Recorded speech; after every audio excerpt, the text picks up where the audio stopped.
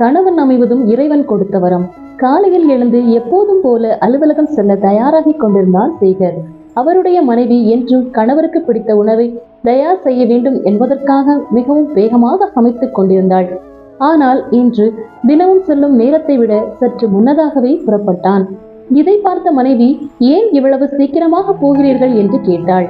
அலுவலகத்தில் கொஞ்சம் வேலை இருப்பதாக சொல்லிக்கொண்டே கிளம்பினான். நேற்றே சொல்லியிருந்தால் இன்னும் விரைவாக சமைத்திருப்பேனே, கொஞ்சம் பொறுங்கள், சமையல் முடிய போகிறது என்றாள் மனைவி. எல்லாம் உன்கிட்ட சொல்லிக்கொண்டே இருக்க வேண்டுமா? எனக்கு 1000 பிரச்சனை இருக்கிறது.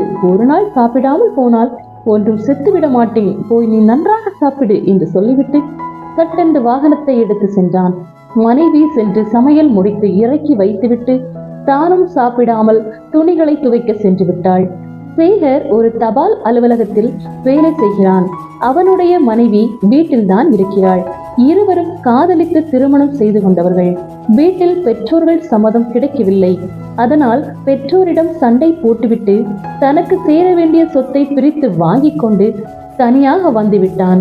இருவருக்கும் திருமணமாகி 20 ஆண்டுகள் ஆகியும் குழந்தை இல்லை. இது பெரிய மன உளைச்சலாகவே இருந்தது. சேகருக்கு அலுவலகம் முடிந்து வீடு திரும்பி கொண்டிருந்தான். அலுவலகத்தில் சில வேலைகளை தவறாக செய்ததால் மேலதிகாரி சேகரை அனைவர் முன்பும் ரொம்ப திட்டிவிட்டார். அதை நினைத்தபடியே வீடு வந்து சேர்ந்தான்.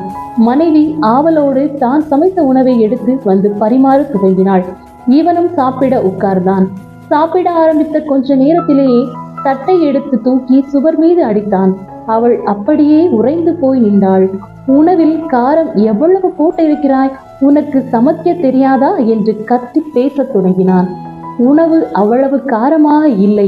ஆனால் அவன் அலுவலகத்தில் நடந்ததை நினைத்து கொண்டே சாப்பிடவும் தான் இது அவ்வளவு காரமாக ஆகிவிட்டது.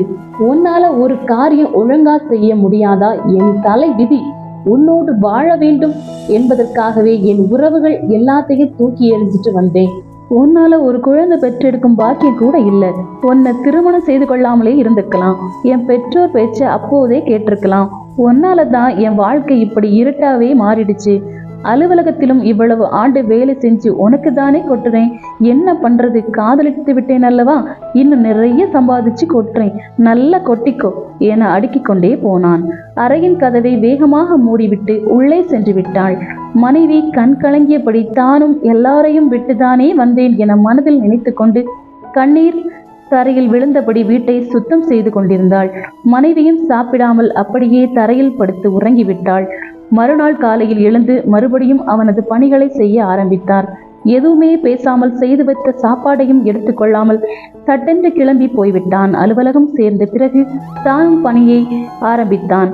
அப்பொழுது ஒரு வயதான முதியவர் தலையில் ஒரு துண்டுடன் வியர்வை சொட்ட சொட்ட வந்தார். மதிய நேரம், உச்சி வெயில் வேறு. பழக்குடவை இறக்கி வைத்துவிட்டு அலுவலகத்தில் உள்ளே வந்தார். தனது சட்டை பையில் இருந்த பணத்தை எடுத்து மேசையில் வைத்தார். பணம் அவரது வியர்வையில் நனைந்திருந்திருந்தது. இதை கண்ட சேகருக்கு ஒரே ஆச்சரியம். எவ்வளவு வயதான காலத்தில் யாருக்காக இப்படி உழைக்கிறார் என்று அதை அவரது மனதில் நினைத்து கொண்டே, உங்களுக்கு நான் என்ன உதவி செய்ய வேண்டும் ஐயா என்று அவரிடம் கேட்டார். அந்த முதியவர் கடந்த மாதம் பணம் அனுப்பிய ரசீதை காண்பித்து இதே முகவரிக்கு பணம் அனுப்ப வேண்டும் என்று சொல்லிவிட்டு அதோடு ஒரு கடிதத்தையும் கொடுத்தார். அந்த ரசீதை கண்ட சேகருக்கு ஒரே அதிர்ச்சி. அது ஒரு முதியோர் இல்லத்தின் முகவரி. சேகருக்கு இதயம் வேகமாக துடிக்க ஆரம்பித்தது. இது எதற்காக, ஏன் அனுப்புகிறீர்கள் என்று கேட்க வேண்டும் என்கிற ஆவல் அவனை பிடித்து கொண்டது. தயங்கியபடியே, ஐயா, இதை கேட்கக்கூடாதுதான், இருந்தாலும் என் மனம் கேட்க வேண்டும் என்று துடிக்கிறது. உங்களிடம் ஒன்று கேட்கலாமா என்று குரல் தாழ்த்தியபடி கேட்டார். அவரும் சொல்லுங்கள் தம்பி என்றார். நீங்கள் யாருக்கு பணம் அனுப்புகிறீர்கள்? எதற்காக? உங்கள் மனைவிக்காகவா என்றார். அதற்கு முதியவர் ஆச்சரியமாக பார்த்தார். சேகருக்கு ஒன்றுமே புரியவில்லை. தவறாக கேட்டுவிட்டோமோ என்று நெஞ்சம் படபடத்தது. நான் இருக்கும் போது என் மனைவி அப்படி விட்டு விடுவேனா தம்பி என்று சற்று கம்பீரமாக அந்த முதியவர் சொன்னார். அமைதியாக அவர் சொல்வதை கேட்க ஆரம்பித்தான். முதியவர் சொல்ல ஆரம்பித்தார். நான் இந்த முதியோர் இல்லத்திற்கு கடந்த 10 ஆண்டுகளாக பணம் அனுப்புகிறேன். இன்று வரை யாரும் இந்த கேள்வியை கேட்டதில்லை. முதன் முறையாக நீங்கள் கேட்டது எனக்கு ஆச்சரியமாக இருக்கிறது என்று சற்று உற்சாகமாக சொல்ல ஆரம்பித்தார். எனக்கு திருமணமாகி 40 ஆண்டுகள் ஆகின்றன. என் மனைவி என் கூட தான் இருக்கிறாள். எங்களுக்கு குழந்தைகள் இல்லை. என் மனைவிக்கு வாய் பேச முடியாது. எங்கள் திருமணம் ஒரு சுவாரஸ்யமான நிகழ்வு தம்பி என்று கூறியவர் கொஞ்சம் தண்ணீர் கேட்டார். சேகரிடம் மிகவும் வேகமாக ஓடி தண்ணீர் எடுத்துக்கொண்டு வந்தார்.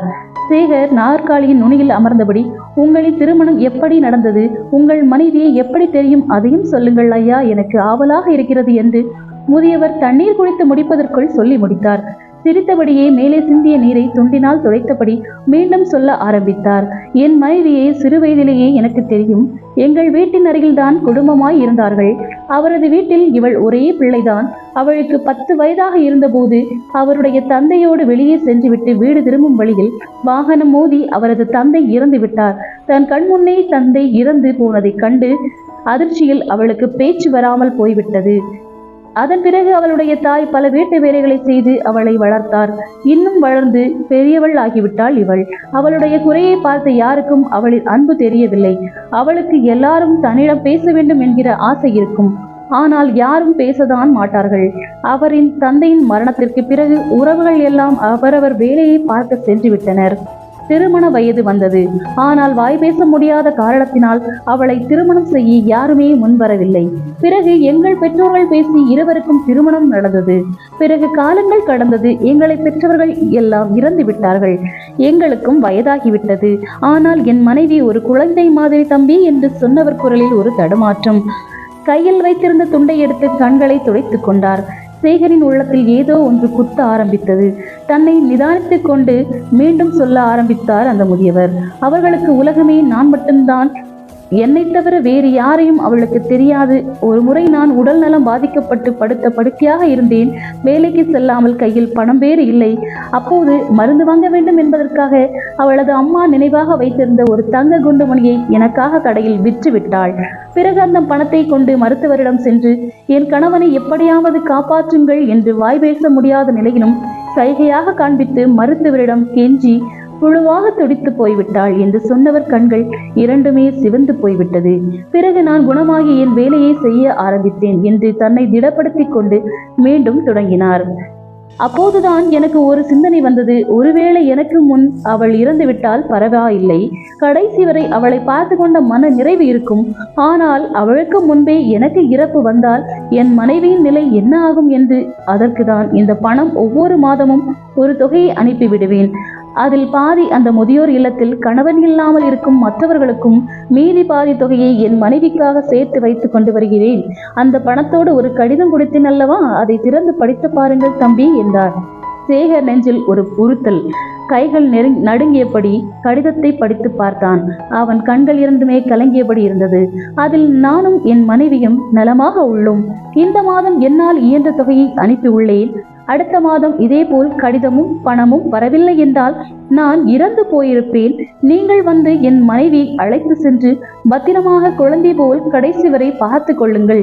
இதுவே என் கடைசி ஆசை. இதை படித்த சேகருக்கு நெஞ்சில் பாரம் கூடியது. கை கால்கள் எல்லாம் நடுங்க ஆரம்பித்தது. கலங்கிய கண்களோடு அந்த முதியவரை பார்த்தான். சரி தம்பி, எனக்கு நேரமாகிவிட்டது, அதை அனுப்பிவிடுங்கள். தம்பி, ஒரு உதவி செய்ய வேண்டும் என்றார் அந்த முதியவர். என்ன செய்ய வேண்டும் ஐயா என்று ஆவலோடு கேட்டான். வெளியில் நான் வியாபாரம் செய்யும் பழக்கூடை இருக்கிறது. அந்த பழக்கூடையை கொஞ்சம் தூக்கிவிட முடியுமா என்றார். நெஞ்சில் ஒரு பெரிய பாரத்தோடு அவன் அமர்ந்திருந்த அலுவலக கூண்டை விட்டு வெளியே வந்து பார்த்தான். வெளியே வந்து பார்த்த சேகருக்கு பெரிய அதிர்ச்சி. அந்த முதியவருக்கு இடது கை இல்லை. இவ்வளவு நேரம் அவருக்கு கை இல்லாததை சேகர் கவனிக்கவே இல்லை. அவ்வளவு ஆர்வமாக அவர் சொன்னதை மட்டும்தான் பார்த்து கொண்டிருந்தான். கண்கள் கலங்கியபடி அந்த கூடையை தூக்கி அவர் தரையின் மீது வைத்தான். அது கொஞ்சம் சுமை அதிகமாகவே இருந்தது. மனைவியின் மீது எவ்வளவு அன்பு வைத்திருக்கிறீர்கள். உங்களுக்கு ஒரு குழந்தையும் கொஞ்சம் சொத்தும் இருந்திருந்தால் இன்னும் எவ்வளவு நன்றாக இருந்திருக்கும். நீங்கள் உங்கள் மனைவிக்காக எவ்வளவு கஷ்டப்பட தேவையே இல்லை என்று ஒரு குரலில் ஒரு நடுக்கத்தோடு சொன்னார். இதை கேட்ட முதியவர் சற்று சத்தமாய் சிரித்தார். என் மனைவி நம்பி வந்தது என்னைத்தான், சொத்தையோ அல்லது பிள்ளையோ அல்ல. அவளுக்காக சுமக்கின்ற இந்த சுமையும் ஒரு சுகமே என்று சொல்லிக்கொண்டே உச்சி வெயிலில் உற்சாகமாக பழக்கூடையை தலையில் வைத்தபடி ஒரு கையால் பிடித்து கொண்டே நடக்க ஆரம்பித்தார் அந்த முதியவர். சேகரின் கண்களில் கலங்கி பெருந்துளியாய் தரையில் விழுந்தது கண்ணீர் துளி மட்டுமல்ல, அவரின் சுபாவமும். வறுமையில் கனிவாய் நேசிக்கும் பெண்ணும் முதுமையில் மனைவியை நேசிக்கும் ஆணும் தான் உலகின் ஆக சிறந்த காதல் ஜோடிகள். கொண்டு செல்ல ஒன்றுமே இல்லை உலகில், கொடுத்து செல்வோம் உண்மையான அன்பை. இந்த கதை உங்களுக்கு பிடிச்சிருந்துச்சுன்னா லைக் பண்ணுங்க. மேலும் இது போன்ற பல சிறுகதைகளை தெரிந்து கொள்ள மறக்காம நம்மளோட சேனலை சப்ஸ்கிரைப் பண்ணிக்கோங்க. நன்றி, வணக்கம்.